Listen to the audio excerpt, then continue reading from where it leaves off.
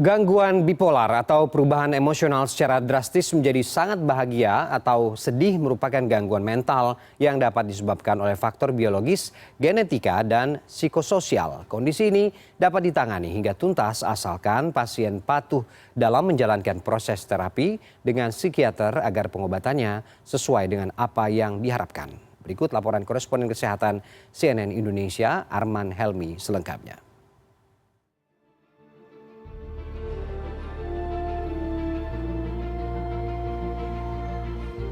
Kesehatan mental adalah hal penting selain kesehatan fisik.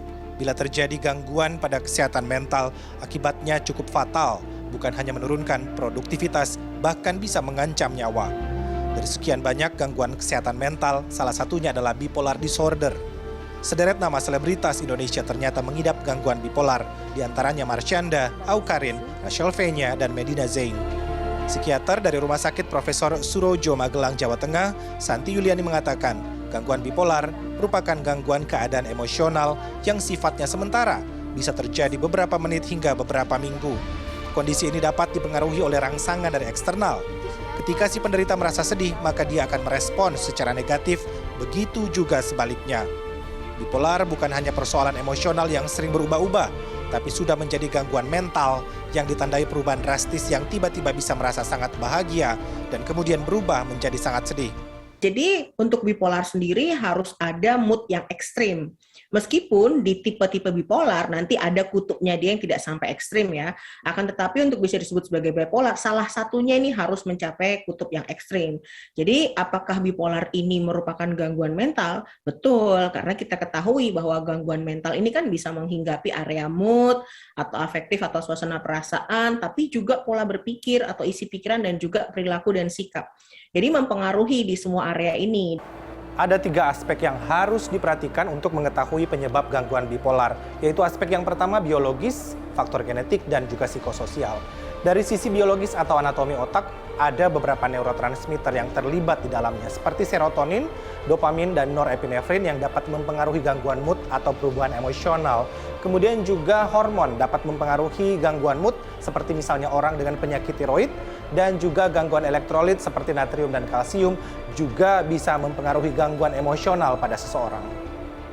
Apakah diturunkan atau tidak gitu ya. Memang secara genetik ada beberapa penelitian yang menyebutkan ada permasalahan di kromosom 456, 8, 11, 21, dan X. Cuman memang kita tidak selalu bisa memastikan apakah orang yang menderita bipolar ini betul-betul memiliki kondisi tersebut. Tentunya selain biologi dan genetik, ada faktor psikososial seperti pola asuh, mungkin ada permasalahan dengan kegagalan membina hubungan, apakah misalnya kemudian ada penyalahgunaan obat atau alkohol, kehilangan juga kondisi masa depannya dia, atau bisa juga ada penyakit seperti contohnya penyakit ginjal atau misalnya infeksi. Atau di negara 4 musim ini ada yang namanya seasonal affective disorder. Jadi ketika musimnya berubah, maka mood seseorang juga bisa berubah. Untuk menangani gangguan bipolar, tentunya dibutuhkan pengobatan holistik yang melibatkan unsur farmakoterapi, terapi psikososial, serta terapi elektrofisiologi. Tak kalah penting dalam pengobatan juga diperlukan kerjasama antara dokter dan pasien terkait kepatuhan berobat. Ketika kepatuhan berobat tidak berjalan sesuai prosedur, bisa menyebabkan pasien mengalami relapse sehingga justru akan memperpanjang proses terapinya. Bipolar sendiri ada bipolar yang dia tanpa gejala psikotik, Dr. Arman. Ada bipolar yang dengan gejala psikotik. Jadi ketika bipolar yang tanpa gejala psikotik ini tidak ditangani dengan baik, maka bisa muncul gejala tambahan berupa gejala psikotik. Nah, gejala psikotik ini apa? Gejala psikotik ini contohnya adalah adanya halusinasi atau delusi. Nah, inilah yang kemudian memperberat kondisi dari bipolarnya dan tentu saja juga memperlama proses pengobatannya. Ketika menghadapi teman atau keluarga yang mengalami gangguan bipolar, maka dipastikan apakah mereka sudah mendapatkan bantuan dari tenaga profesional atau belum. Jika belum, kita segera menyarankan bertemu dengan psikiater untuk mendapatkan treatment yang tepat. Karena yang dikhawatirkan adalah mereka mencoba melakukan self-diagnosis ataupun juga self-treatment dan ini justru sangat berbahaya.